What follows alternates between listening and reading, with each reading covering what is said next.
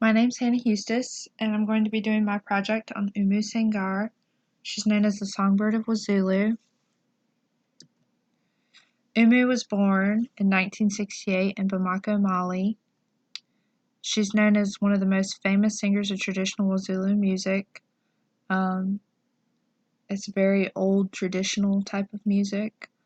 Uh, when Oumou was 16, she joined a band called Jaloba Percussion before becoming a solo artist about a year later.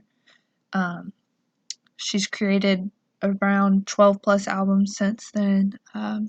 She's been featured in different kinds of music. uh, Oumou got her singing talent from her mother, who was also a popular singer before her. Oumou's mother used to go to dinner parties and such and perform, and Oumou would tag along, so she's always been kind of around being on stage and performing.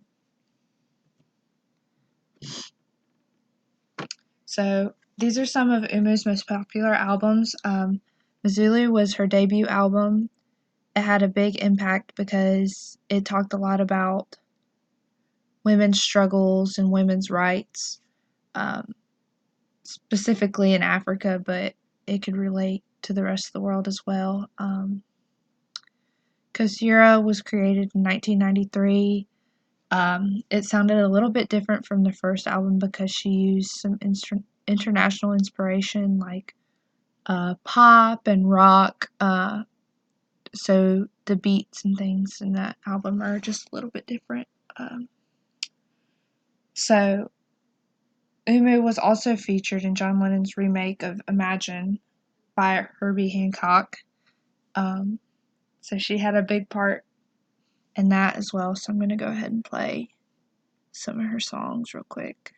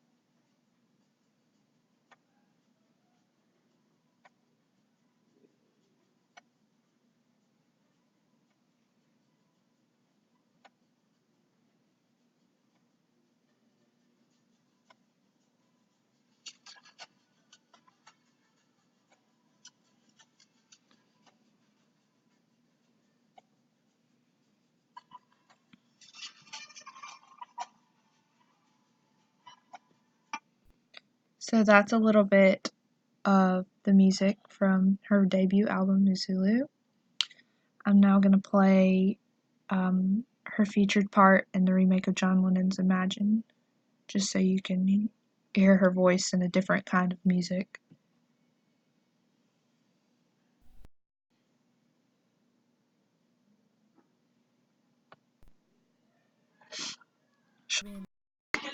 Right here.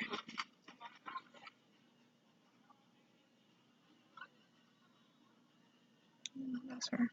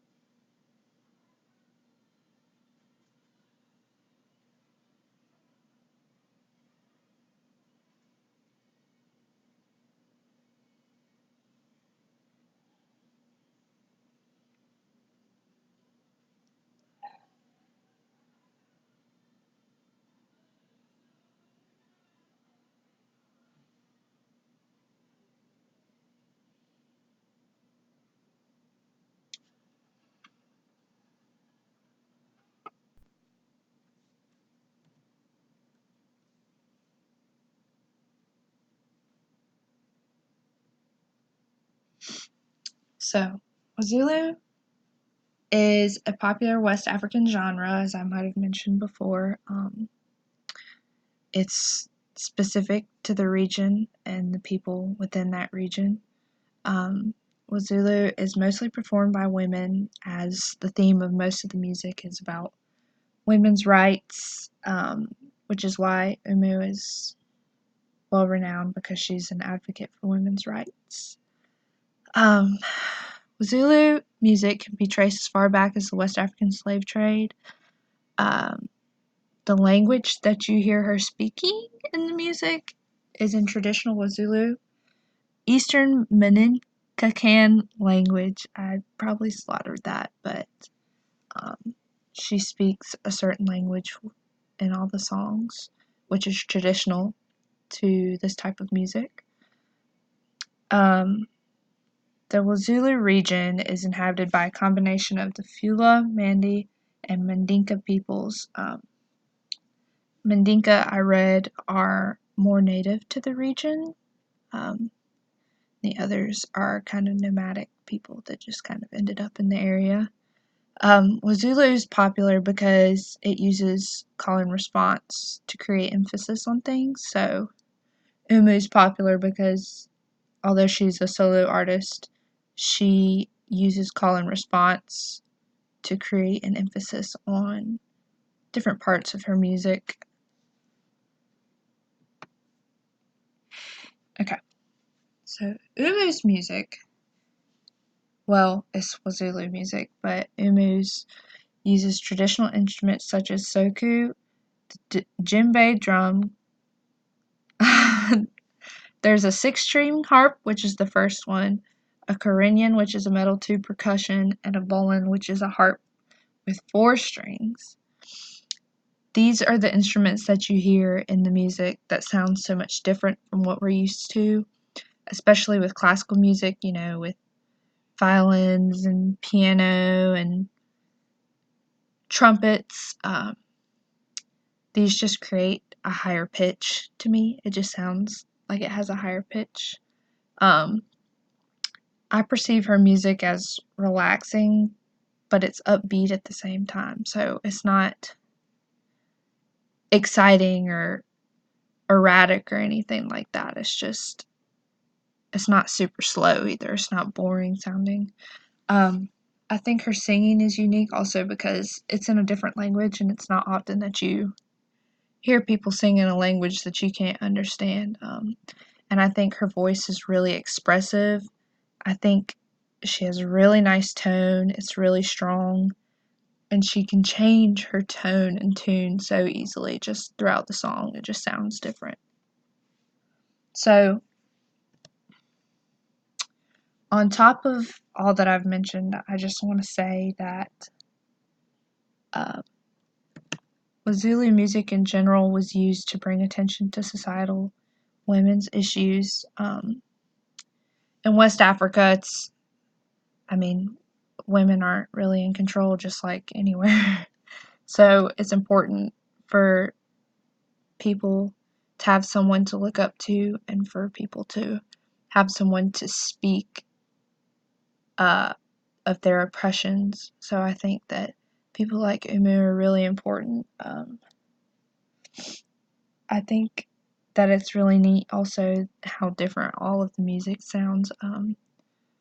It sounds on her albums, it kind of sounds the same because they use similar instruments and things, but it's very different from what I'm used to. So I thought it was really unique, and her music caught my attention, and that's why I chose her.